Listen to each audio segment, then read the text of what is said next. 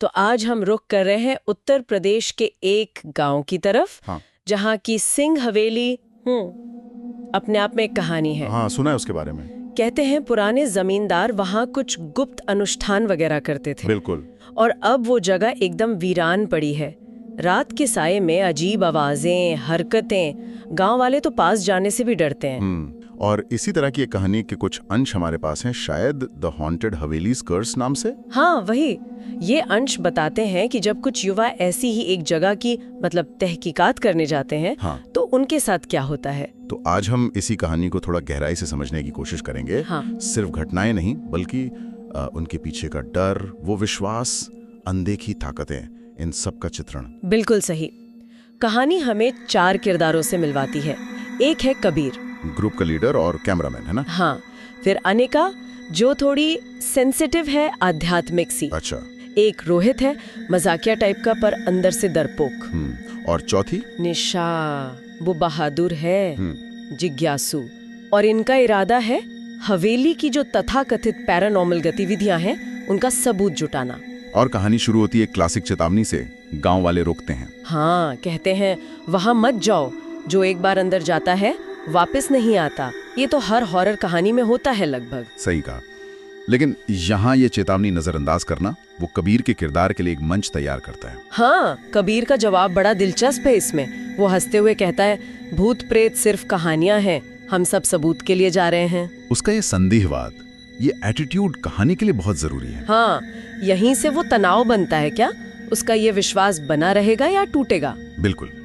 ये सिर्फ एक डरावनी कहानी की शुरुआत नहीं है, ये विश्वास और संदेह के बीच की टक्कर की नींव भी है। तो देखते हैं हवेली के अंदर कदम रखते ही क्या होता है। कहानी के हिसाब से अंदर घुसते ही माहौल एकदम बदल जाता है। हाँ, कैसा। अजीब सी फुसफुसाहटें, कदमों की आहटें जो उनकी अपनी नहीं है।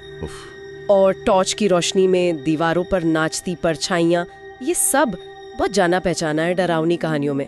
लेकिन क्या कहानी सिर्फ इसी पर टिकी है। ये अच्छा सवाल है। मुझे लगता है कहानी सिर्फ इन बाहरी चीजों का इस्तेमाल नहीं करती, वो किरदारों के अंदर के डर को भी कुरेदती है। जैसे रोहित का वो कहना, यार मुझे लगता है कोई हमारे पीछे है। वो ग्रुप का सबसे कमजोर सदस्य लगता है ना। हाँ बिल्कुल। और उसका डर वो शायद बाकी लोगों पर भी असर डालता है, एक तरह का मनोवैज्ञानिक दबाव बनता है। और फिर चीजें तेजी से बदलती हैं, खासकर निशा के साथ। क्या होता है उसके साथ। कहानी कहानी बताती है कि अचानक उसकी आंखें काली हो जाती हैं, आवाज बदल जाती है, एकदम अप्राकृतिक, गहरी। अरे बाप रे। और वो खुद ब खुद हवेली के एक गुप्त कमरे की तरफ बढ़ने लगती है, जैसे कोई उसे खींच रहा हो। ये तो बिल्कुल पोजेशन जैसा लग रहा है, किसी बाहरी शक्ति का कब्जा। हाँ। लेकिन दिलचस्प यह है कि ये होता है निशा के साथ, जिसे बहादुर और जिज्ञासु बताया गया था। सही पॉइंट है। क्या उसकी यही जिज्ञासा उसे ज्यादा वल्नरेबल बनाती है। हो सकता है, या ये सिर्फ कहानी का एक तरीका है ये दिखाने का कि कोई भी इसका शिकार हो सकता है, चाहे कितना भी बहादुर क्यों ना हो। और इसी मोड़ पर अनिका, जिसे शुरू में आध्यात्मिक बताया था, हाँ, वो समझ जाती है कि ये मामला सिर्फ डर या वहम का नहीं है, कुछ ज्यादा गंभीर है। और वो भागती है मदद लाने, किसी पुजारी या तांत्रिक को बुलाने। हाँ बिल्कुल। उसका किरदार यहाँ एक तरह से उम्मीद जगाता है। हाँ, अनिका विश्वास का प्रतीक बन जाती है, कबीर के संदेह के ठीक उलट। लेकिन जब तक वो मदद ला पाती, कहानी एक और भयानक मोड़ ले लेती है। रोहित का क्या होता है। वो भागने की कोशिश करता है ना। हाँ, लेकिन हवेली उसे जाने नहीं देती। ये हिस्सा वाकई रोंगटे खड़े करने वाला है। कहानी कहती है कि दीवारों से हाथ निकलते हैं। क्या दीवारों से। हाँ। और फर्श से उंगलियां उसे पकड़ने की कोशिश करती हैं। यहाँ हवेली सिर्फ एक इमारत नहीं, वो खुद एक दुश्मन बन जाती है। यही बात इस कहानी को शायद थोड़ा अलग बनाती है। खतरा सिर्फ किसी भटकती आत्मा से नहीं, बल्कि उस पूरी जगह से है। मतलब हवेली खुद जिंदा है। एक तरह से वो एक जीवित चीज की तरह बर्ताव कर रही है, सक्रिय रूप से हमला कर रही है। ये डर को और गहरा करता है, क्योंकि आप एक कमरे से भाग सकते हैं, पर पूरी इमारत से कैसे भागेंगे जो खुद आपके खिलाफ हो। और इस सब हंगामे के बीच कबीर वो क्या कर रहा होता है। कबीर का किरदार भी एक दिलचस्प मोड़ लेता है। वो डर के बावजूद, या शायद अपने संदेह को साबित करने के जिद में, कैमरे से सब रिकॉर्ड करता रहता है। अच्छा, वो रिकॉर्डिंग जारी रखता है। हाँ, ये फाउंड फुटेज का एंगल कहानी में एक परत और जोड़ता है। कैसे। एक तो ये हमें सीधे उस अनुभव के बीच ले जाता है, कैमरे की नजर से। दूसरा, ये कबीर की जटिलता दिखाता है। क्या वो अब भी सबूत ढूंढ रहा है या रिकॉर्डिंग करना उसके लिए डर से निपटने का एक तरीका बन गया है? और विडंबना ये है कि जो सबूत के लिए गया था, हाँ, उसकी रिकॉर्डिंग ही बाद में कहानी का सबसे बड़ा रहस्य बन जाती है। और फिर एंट्री होती है तांत्रिक की। हाँ, आखिरकार मदद आ ही जाती है। हाँ, मंत्रों और अनुष्ठान के साथ वो हवेली में दाखिल होता है। यहाँ से एक तरह की सीधी लड़ाई शुरू होती है, इंसानी कोशिश बनाम अलौकिक शक्ति। हाँ, ये सेटअप तो क्लासिक है, अच्छाई बनाम बुराई।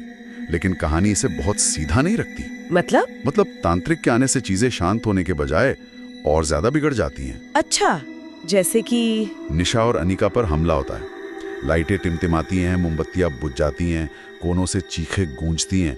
ये दिखाता है कि सामने वाली ताकत कितनी जबरदस्त है। कहानी ये भी बताती है कि तांत्रिक के मंत्रों से निशा कुछ देर के लिए होश में आती। हाँ, लेकिन ये राहत बहुत थोड़ी देर की होती है, अस्थायी राहत। ऐसा लगता है जैसे कहानी कह रही हो कि ऐसी शक्तियों को पूरी तरह काबू करना लगभग नामुमकिन है। बिल्कुल, ये अस्थायी जीत या राहत कहानी के तनाव को बनाए रखती है। उम्मीद और निराशा के बीच झूलने जैसा है। लगता है कि शायद अब सब ठीक हो जाएगा। लेकिन तभी कहानी एक और झटका देती है। वो झटका है रोहित और कबीर का गायब हो जाना। हाँ, जंगल के साए में उनकी चीखें धीरे धीरे बंद हो जाती हैं। उनका क्या हुआ ये कहानी हमें बताती नहीं, बस गायब। किरदारों का इस तरह गायब हो जाना, खासकर बिना किसी स्पष्ट अंत के, ये अक्सर ज्यादा डरावना होता है। सही कहा, मौत दिख जाए तो एक तरह का क्लोजर मिलता है, पर ये अनिश्चितता, ये डर को जिंदा रखती है। क्या वो मारे गए या वो भी हवेली के श्राप का हिस्सा बन गए? ये सवाल कहानी में गूंजते रहते हैं। गलती है। उनका बचना एक राहत है, लेकिन कहानी यहाँ खत्म नहीं होती। फिर से वही अस्थाई शब्द, ये बहुत महत्वपूर्ण है। मतलब खतरा टला नहीं, बस कुछ देर के लिए थम गया है। आत्मा या श्राप अभी भी वही है हवेली में। बिल्कुल। निशा और अनिका बच गईं, लेकिन क्या वो सचमुच आजाद हैं? ये सवाल बना रहता है। हाँ, कहानी कहती है कि हवेली का श्राप और वो बिना सिर वाली परछाइयां धुंध में अब भी मौजूद हैं। और अगली सुबह गांव वालों को गेट पर टूटे दरवाजे मिलते हैं और कबीर का कैमरा, वही कैमरा जिसमें वो रिकॉर्डिंग है। हाँ, वो रिकॉर्डिंग जो सबूत के लिए शुरू हुई थी, अब एक अधूरी कहानी बन जाती है, एक चेतावनी। उसका अंतिम दृश्य, निशा का डरा हुआ चेहरा और पीछे से वो फुसफुसाहटे और गूंज और वो आखिरी पंक्ति, Once the Haveli calls you, it never lets you go, करने वाले मोड़ पर छोड़ देती है। तो अगर हम इस पूरी कहानी के सफर को देखें, 4 युवा, एक चेतावनी, फिर वो बढ़ता हुआ खौफ, निशा पर कब्जा, मदद की कोशिश, 2 का गायब हो जाना, 2 का किसी तरह बचना, और अंत में एक अधूरी रिकॉर्डिंग और एक स्थायी श्राप। हाँ, ये सिर्फ एक डरावनी कहानी नहीं है, ये कई सवाल खड़े करती है। इसमें सबसे ज्यादा असरदार क्या लगता है? मेरे लिए तो, जैसा आपने कहा, हवेली का खुद एक किरदार बन जाना, उसका सक्रिय रूप से हमला करना। हाँ, वाकई डरावना है। ये चीज डर को बहुत पर्सनल बना देती है। मेरे लिए शायद वो अस्थाई जीत वाली बात और अंत का खुलापन ज्यादा असरदार है। ये दिखाता है कि कुछ लड़ाइयां शायद कभी पूरी तरह जीती नहीं जाती, और वो आखिरी रिकॉर्डिंग, वो सबूत जो कबीर चाहता था, वो मिला तो सही, पर किस कीमत पर? और वो साबित क्या करता है आखिर?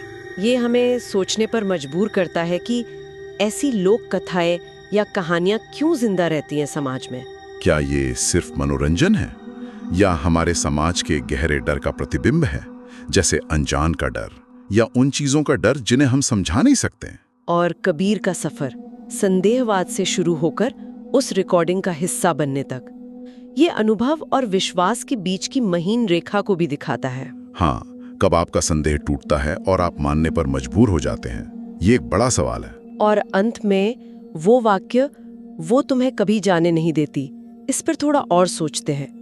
क्या इसका मतलब है कि हवेली या उसका श्राप वाकई उन लोगों का पीछा करता है जो बच निकलते हैं, शायद उनकी यादों में, उनके सपनों में? हो सकता है, या ये सिर्फ एक मनोवैज्ञानिक असर है, उस भयानक अनुभव का ट्रॉमा जो कभी पीछा नहीं छोड़ता। हाँ, बचे हुए लोग शायद कभी उस डर से उभर ही नहीं पाते। और एक और पहलू है कबीर की उस रिकॉर्डिंग में, और क्या हो सकता है वो आखिरी फ्रेम और फुसफुसाहटों के अलावा? क्या कोई ऐसा रहस्य कैद है जो कभी देखा या सुना नहीं गया? हाँ, जो शायद रोहित और कबीर के गायब होने की पहेली सुलझा सकता हो। कहानी हमें इन्हीं अनसुलझे सवालों के साथ छोड़ जाती है। सोचने के लिए बहुत कुछ है।